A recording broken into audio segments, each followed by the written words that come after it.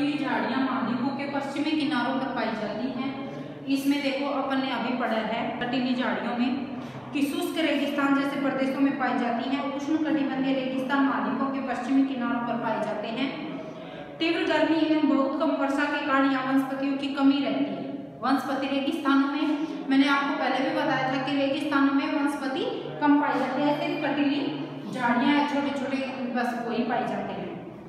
ठीक है, विश्व के मानचित्र पर रेगिस्तान प्रदेशों को चिन्हित करें जो विश्व में विभिन्न प्रकार के ये रेगिस्तान पाए जाते हैं, जैसे कालारी का मरुस्थल है, सारा का मरुस्थल है, अपने यहाँ भारत में थार का मरुस्थल है। ठीक है, ये रेगिस्तानों के नाम है।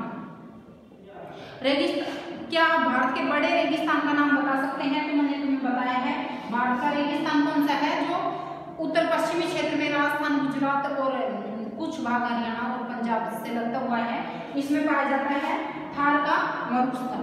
ठीक है, थार का क्या नाम है भारत के रेगिस्तान का? थार का मरुस्थल। ये तुम्हें याद रखना है, थार का मरुस्थल। रेगिस्तान के कुछ जानवरों के नाम बताइए जिन्हें आप पहले से जान चुके हैं। अब रेगिस्तान में कौन कौन से जानवर पाए जाते हैं? मुख्यतः जैसे ऊंट है, ऊंट पाया जाता है रेगिस्तान में। जो ये जंगली जानवर जो ये हैं, आप बंदर कह सकते हो, या जो मुख्य रूप से तो ऊंट पाया जाता है। जो कम पानी और शुष्क जलवायु में जो रह सकते हैं वो जानवर इसमें पाए जाते हैं। जैसे अपन ने पीछे भी पढ़ा था कि कटीली झाड़ियां या जो ये थे, इनमें लोमड़ी है और ये पाए जाते हैं इनमें। तो जो कम पानी में या काफी दिनों तक, क्योंकि रेगिस्तान में जो पानी है वो दूर दूर तक या शुष्क क्षेत्र पाया जाता है, तो जो कम पानी में ही जो जानवर रह सकते हैं वही इनमें मिलते हैं। अब इसके आगे है, यदि आप ध्रुवीय प्रदेशों में जाएंगे तो वह स्थान आपको अत्यधिक ठंडा मिलेगा। अब यह तो था शुष्क रेगिस्तान, अपन ने पढ़ लिया। इसके बाद है जो शीत रेगिस्तान भी होते हैं, जहाँ पे रेगिस्तान का मतलब है जहाँ पे ज्यादा उत्पादन झाड़ियां वगैरह ही पाई जाती हैं। तो बर्फीले क्षेत्र जो ध्रुवीय क्षेत्रों में पाए जाते हैं। ठीक है, वह स्थान जो आपको अत्यधिक ठंडा मिलेगा, यहाँ बहुत ही सीमित प्राकृतिक वनस्पति मिलती है।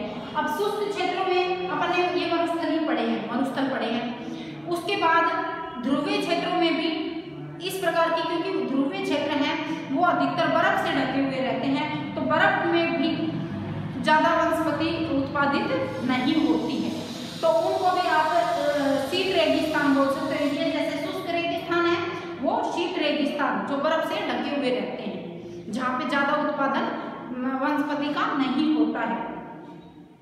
वहां केवल काई, लाइकेन और छोटी झाड़ियां पाई जाती हैं। अब ठंडे प्रदेशों में या ध्रुवीय क्षेत्रों में कौन से पाई जाती हैं? काई, लाइकेन और छोटी झाड़ियां। ध्रुवीय प्रदेशों में लिख लो, ध्रुवीय प्रदेशों में कौन कौन सी वनस्पति पाई जाती है? काई, लाइकेन व छोटी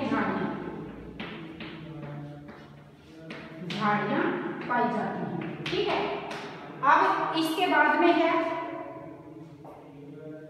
ये अल्पकालीन ग्रीष्म ऋतु के दौरान विकसित होती हैं। जो बर्फीले क्षेत्र हैं या ध्रुवीय क्षेत्र हैं उनमें ग्रीष्म ऋतु बहुत ही छोटी होती है, उसमें ही ये वनस्पतियां उत्पादित होती हैं। इसे टुंड्रा वनस्पति भी कहा जाता है। इन वनस्पतियों को, ध्रुवीय वनस्पतियों को क्या कहा जाता है? टुंड्रा वनस्पति। कई बार पूछ लिया जाता है यह क्वेश्चन, टुंड्रा वनस्पति किनको कहा जाता है? ध्रुवीय क्षेत्र में ठंडे प्रदेशों में पाई जाने वाली वनस्पति को टुंड्रा वनस्पति कहा जाता है। ये वनस्पतियां यूरोप, एशिया और उत्तरी अमेरिका के ध्रुवीय प्रदेशों में पाई जाती हैं। यहाँ के जानवरों के शरीर पर मोटा फर एवं मोटी चमड़ी होती है। ठीक है, जो उन्हें ठंडी जलवायु, फर का मतलब होता है कि बड़े बड़े बाल होते हैं, इनको वो ठंड से बचाने में उनकी सहायता करते हैं। यहाँ पाए जाने वाले कुछ जानवर हैं सील, वालरस, कस्तूरी बैल, ध्रुवीय उल्लू, ध्रुवीय भालू और बर्फीली लोमड़ी। ये यहाँ जानवर पाए जाते हैं। ध्रुवीय क्षेत्रों में कौन कौन से जानवर पाए जाते हैं? सील, वालरस, ये आपको याद रखने हैं, ये मैं यहाँ लिख देती हूँ। सील, वालरस, ध्रुवीय भालू आदि जानवर यहाँ पाए जाते हैं। ठीक है, इसके बाद में है देखो,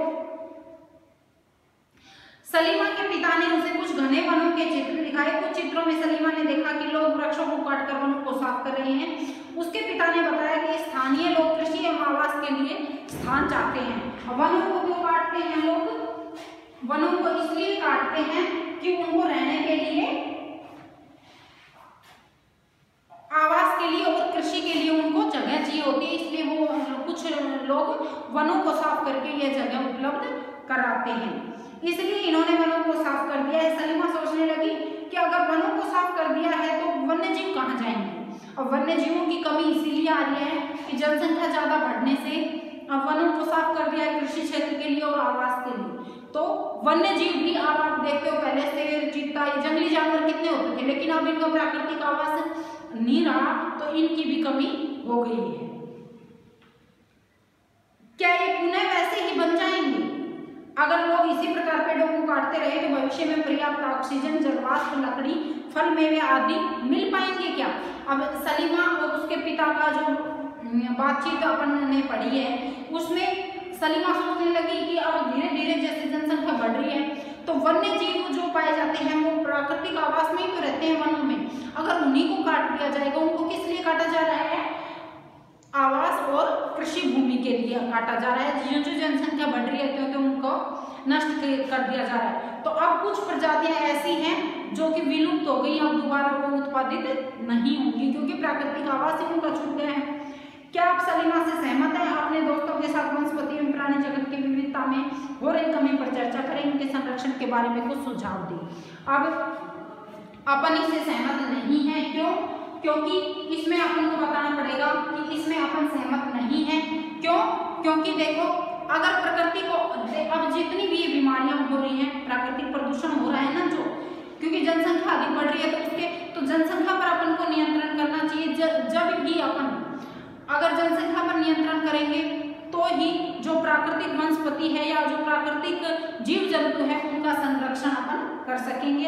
अन्यथा जो अब प्रॉब्लम धीरे धीरे, जैसे देखो कितना प्रदूषण हो रहा है, ओजोन गैस में भी छेद हो रहा है, ज्यादा प्रदूषण होने से जो प्रकृति में प्राकृतिक रूप से जो जीव जंतु रहते थे उनका प्राकृतिक आवास छीन जाने से अब उनकी कुछ प्रजातियां ही नष्ट हो गई हैं। पहले जो जंगली जानवर थे जो बड़े बड़े जंगलों में रहते थे, जैसे जंगली हाथी हैं, ये भालू हैं, लोमड़ी है, चीता है, हिरण है, कितने घूमते थे, लेकिन अब आप देखते हो बहुत ही कम जंगली जानवर हो गए हैं क्योंकि उनका जो प्राकृतिक आवास था वो छिन गया है, वो खत्म हो गया है। खत्म किस लिए हो गया है?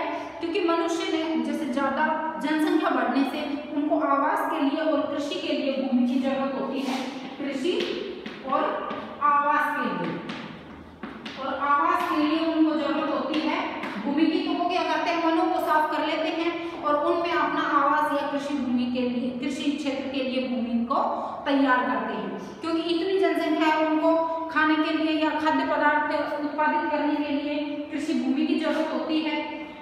तो अपन ने आज ये पढ़ा है, यह इसकी एक समस्या है, इसका संरक्षण बहुत ही जरूरी है। संरक्षण जैसे अब अपन किस प्रकार से संरक्षण कर रहे हैं ये वन्य जीवों का, जैसे जो अब ये कुछ प्रजातियां जो है नष्ट होने के कगार पे हैं, तो उनको क्या करते हैं कि अभ्यारण्य जो बनाए जा रहे हैं उनमें उनको प्राकृतिक आवास की सुविधा दी जाती है और वहां पर उन प्रजातियों को ज्यादा उत्पादित किया जा रहा है रख के। ठीक है, आज अपन ने पढ़ा है घास का, घास तल में उष्ण कटिबंधीय घास तल, शीतोष्ण कटिबंधीय घास तल, इनके अलग अलग नाम मैंने बता दिए थे कहाँ कहाँ पर कौन कौन सी पाई जाती हैं। अब कटीली झाड़ियां ये रेगिस्तानों में पाई जाती हैं और ध्रुवीय प्रदेशों में पाई जाने वाली अपन ने वनस्पति और वन्य जीव, ये आज अपन ने पढ़ा है। ये लेसन कंप्लीट हो गया है। अब कल इसके अपन क्वेश्चन आंसर करेंगे।